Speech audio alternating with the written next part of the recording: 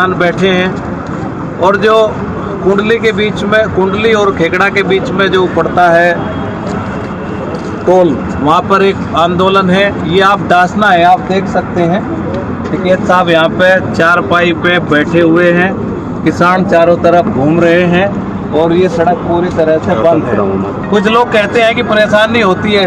हमने कल भी कहा था, संयुक्त मोर्चा ने आह्वान किया था कि देखिए जो केएमपी हाईवे है, ये हाईवे कार के लिए बहुत कम प्रयोग किया जाता है। इसके बहुत अल्टरनेट रोड हैं। अगर इस पर कोई कहीं भी है तो ऐसा नहीं है वो जा नहीं सकता, एक भी गाड़ी इस पर फंसी नहीं है।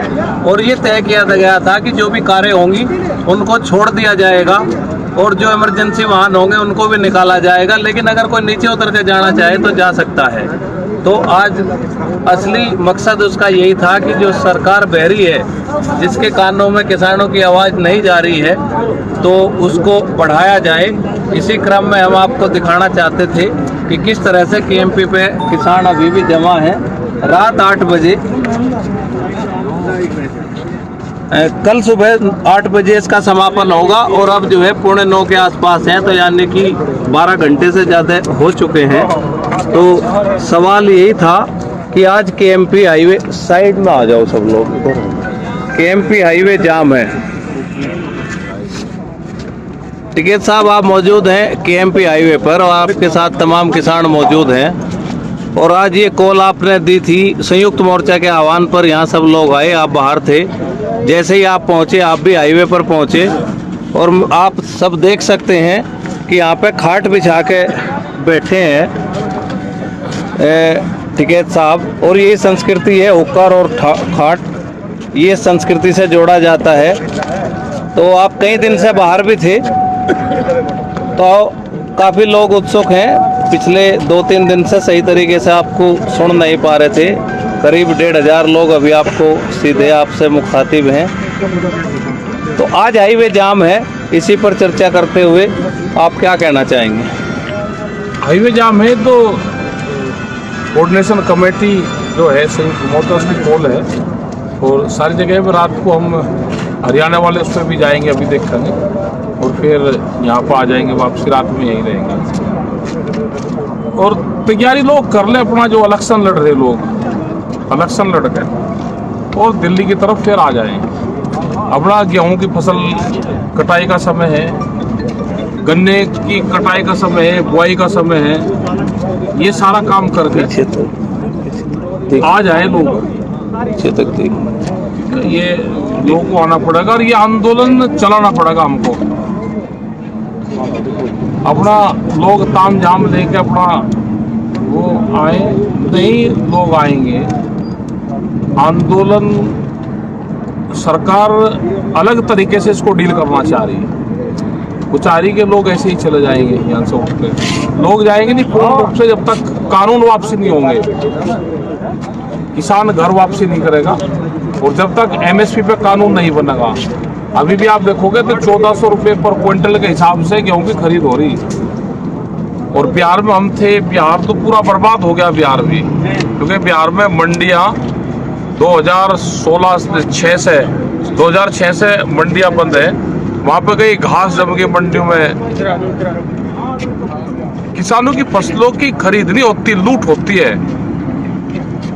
तो ये लूट तो बंद करनी पड़ेगी, इसके लिए आंदोलन चल रहा है। तो सभी जवानों से है, सभी किसानों से है, जो छात्र है उनसे है कि वे आए और इस आंदोलन का हिस्सा बने। ये भी यहाँ से भी एक आंदोलन चल रहा है, रात में केएमपी पे है, यहाँ पे भी लोगों से बातचीत हिंसा हो रही है।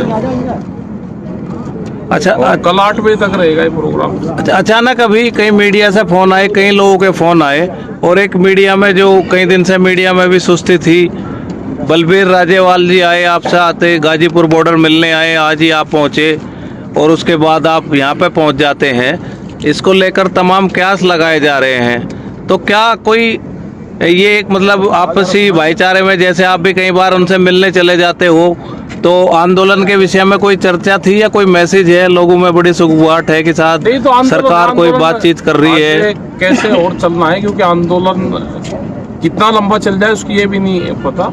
उसकी रूपरेखा बढ़ाने की बातचीत है। वे यहाँ पर आए थे, अब अभी रात में ही हम इसका ढांसा और इस बॉर्डर की तरफ जाएंगे, कहाँ कहाँ रोक रखे हैं उन्होंने, वहाँ पर लोग सब मिल के आएंगे। ये महत्वपूर्ण इसलिए भी मुलाकात महत्वपूर्ण हो जाती है कि कल 2 दिन से संयुक्त मोर्चा की बैठक चल रही थी, राज्यपाल जी वहाँ मौजूद रहे, आप थे नहीं, तो जैसे ही आप पहुँचे तो वो आपसे मिलने आए, तो तमाम तरह की बातें हैं। और ये किसान संगठनों का आपस का समन्वय भी है कि कुछ दिन के बाद एक दूसरे से मिलते रहते हैं, तो इस मुलाकात के पीछे कोई और बात तो नहीं है।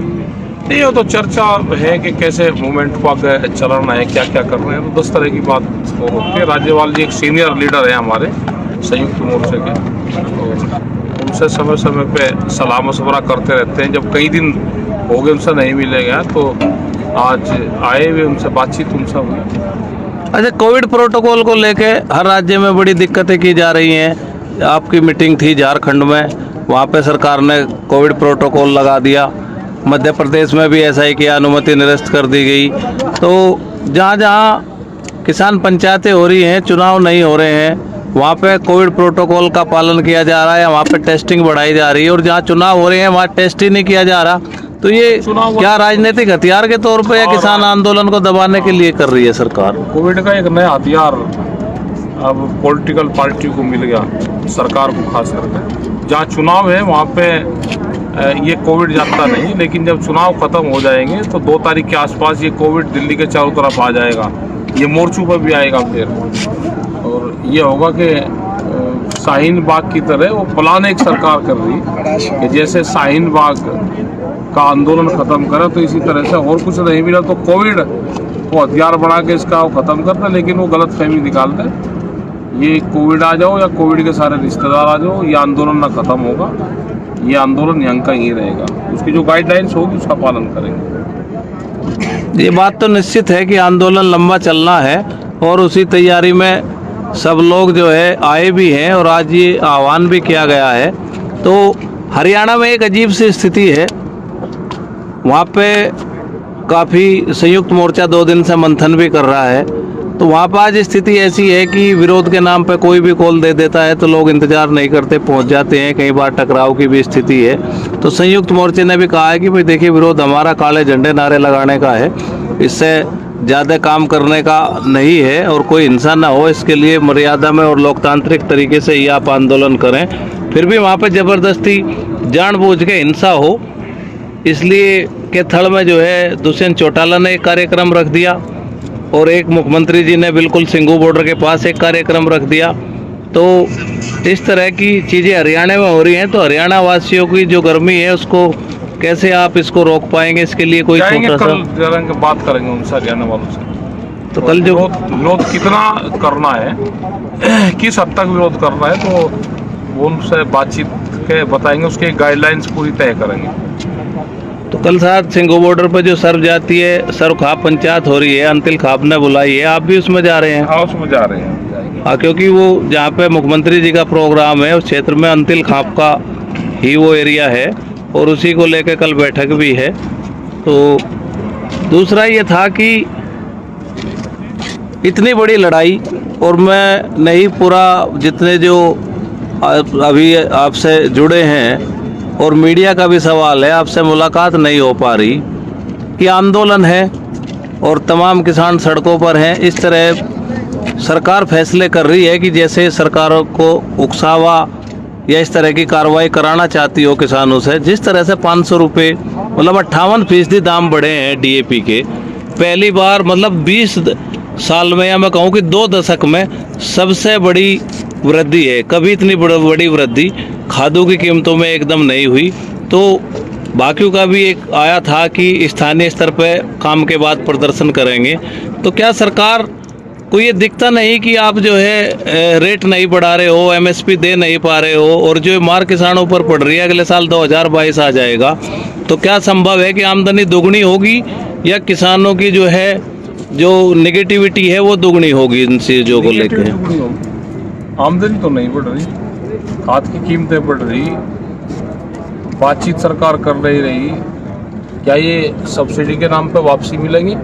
क्या ये जैसे गैस के सिलेंडर थे वो किसान का हर्ष होने वाला है?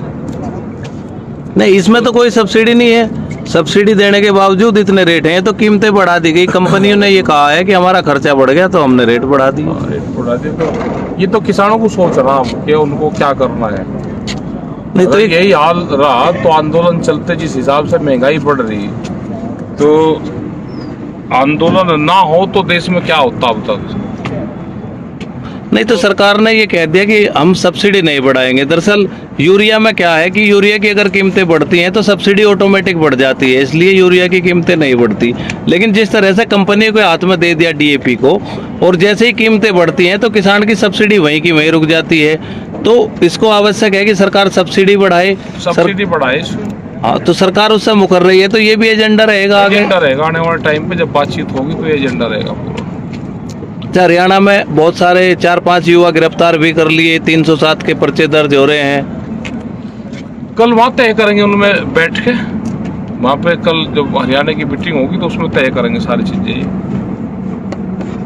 धन्यवाद। आपके साथ जो है राकेश टिकैत जी फेसबुक पेज के माध्यम से लाइव थे और आपने सभी विषयों को जाना और सुना, और किसान की आवाज़ को आगे बढ़ाने के लिए इसे आगे शेयर करिए। और हम आपको दिखाते हैं एक बार फिर नज़ारा कि आज केएमपी डासना के ऊपर किसान किस तरह से अपनी दिनचर्या के हिसाब से बैठे हैं।